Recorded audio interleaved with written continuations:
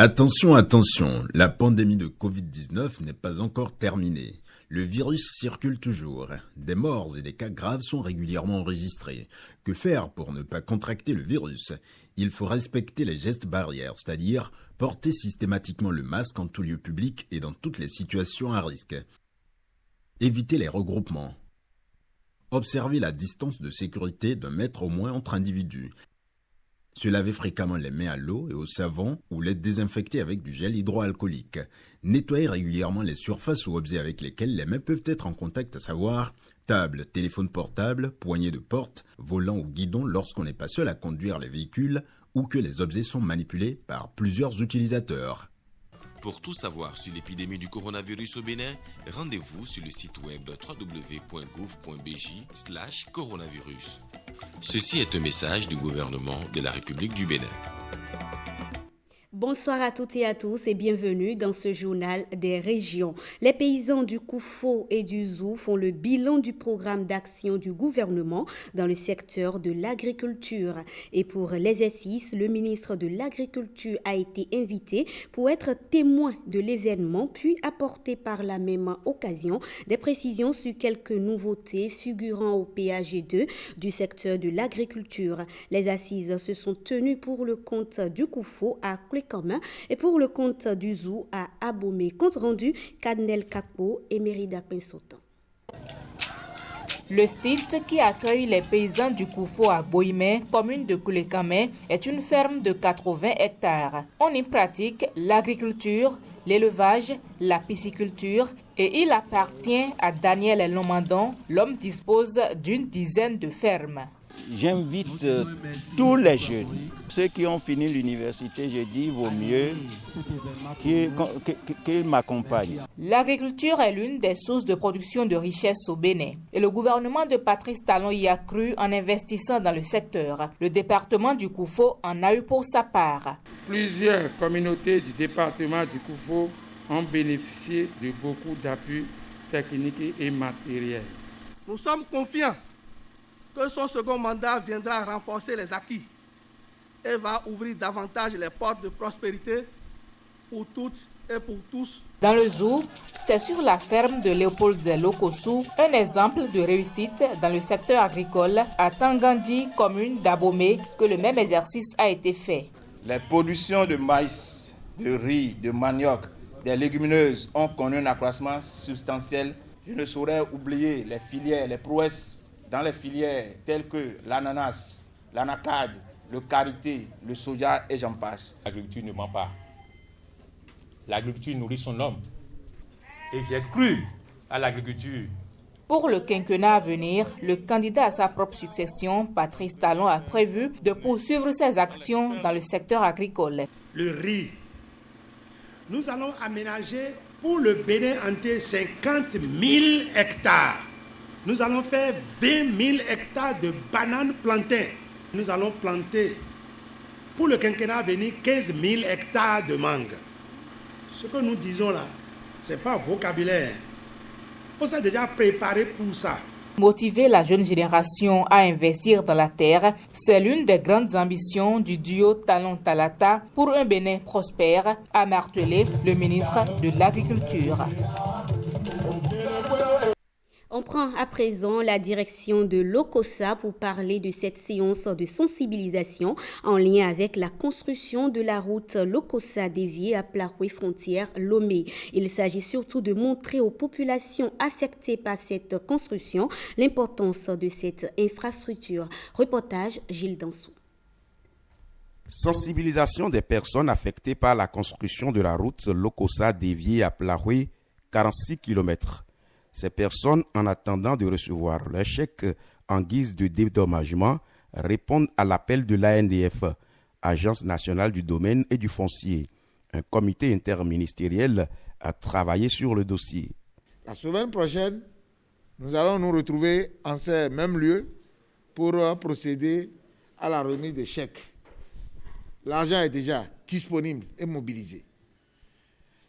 Et dans le cadre de la réalisation de ces projets, le président Patrice Talon met un coin d'honneur à la résolution des problèmes fonciers et au paiement effectif des populations ou des personnes concernées. C'est pour cela que toutes les diligences ont été observées sur instruction de la hiérarchie pour que les personnes qui sont affectées par la réalisation de cette infrastructure routière ne puissent encore subir de quelque manière des désagréments quant à l'entrée en possession des montants de leur dédommagement. Encore quelques jours et ces personnes affectées vont devoir entrer en possession de leur chèque. Je vous propose de suivre à présent le directeur général de l'Agence nationale du domaine et du foncier à la fin de la séance qui donne des détails sur la construction de la route Lokossa déviée à Plaroué. Ces personnes sont au nombre de 1430 et ont été donc touchées aussi au niveau du foncier non bâti qu'au niveau des infrastructures. Il y a eu un comité qui a été mis en place par le ministre des Infrastructures et Transports dans le cadre de l'évaluation des biens affectés par le dit projet. Cette commission a fait un travail dont le rapport a été soumis à l'appréciation du Conseil des ministres. Les opérations d'expropriation et de dédommagement sont des opérations qui obéissent à des procédures qui sont déclinées en plusieurs étapes. Et c'est des opérations qui sont faites non pas par la NDF, parce que généralement ou souvent certains font une méprise sur ma qualité de président de commission et de directeur général de la NDF. Donc c'est le lieu de préciser que la NDF ne procède pas au Bénin à des expropriations. C'est une commission mise en place généralement, c'est une commission interministérielle qui comprend des représentants venant de beaucoup de structures, de ministères, ainsi que les représentants des personnes affectées par les projets. En ce temps, à Parakou, le conseil municipal est en session ordinaire. Il s'agit pour les conseillers d'adopter le compte rendu de la session ordinaire du 27 novembre 2020 et le compte rendu des activités du maire Inoussa Zimechabi pour la période du 27 novembre 2020 au 22 mars. Reportage Olviga Messon et Nokompati.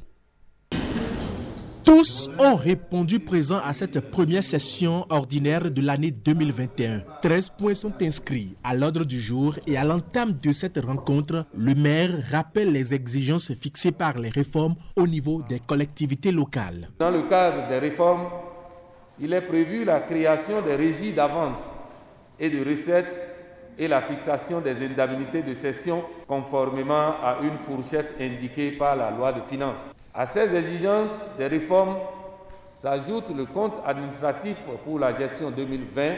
Ensuite, certaines décisions nationales qui ont fragilisé, voire rendu impossible le recouvrement de certaines ressources.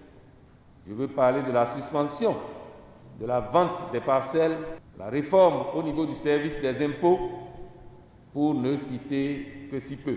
Des questions liées au recouvrement des taxes et redevances en passant par l'exploitation des carrières, au stationnement anarchique des véhicules de transport, bref, des questions qui engagent le présent et l'avenir de la ville sont débattues au cours de cette session. Aux préoccupations soulevées par les uns et les autres, des réponses sont apportées. Beaucoup de taxes sont également restées zéro ici quand on parle des boissons frelatées, quand on parle des carrières de sable, ce n'est plus des recettes recouvrées par la commune, par ses régies.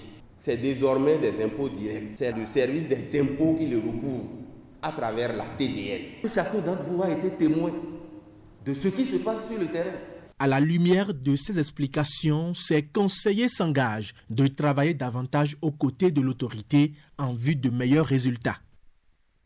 On se rend à l'université d'Abomey-Calavi pour finir qui enregistre un nouveau docteur en sciences des signaux et images. Son nom, Abdul Matin Ousmane. Dans sa thèse, il a mené des recherches pour reconnaître les émotions exprimées sur le visage. Edmond Rongbor, Robert Copin-Edor pour le point de cette soutenance. Monsieur Ousmane Abdul Matin, au nom du recteur de l'université d'Abomey-Calavi, je te fais docteur C'est le couronnement de plusieurs années de recherche autour de la reconnaissance d'émotions exprimées sur le visage à travers le modèle de réseau de neurones de convolution. C'était à plusieurs domaines d'application.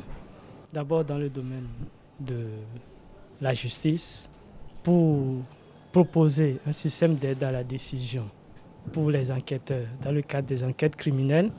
Cela a également son sens dans plusieurs autres domaines, comme dans le domaine de la médecine, pour analyser, détecter ou permettre le suivi d'un certain nombre de maladies liées aux émotions.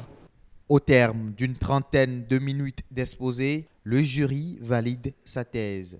Nous vous décernons le titre de grade de docteur de l'Université d'Abomey-Calavi dans la spécialité signaux et images avec la cote A. C'est des résultats qui sont nécessaires dans le domaine de la police. Lorsque la police doit mener une enquête, ce type d'expression, ce type d'images qui sont filmées à l'insu même de la personne nous permettent de savoir quelle est la qualité de l'émotion qui est exprimée.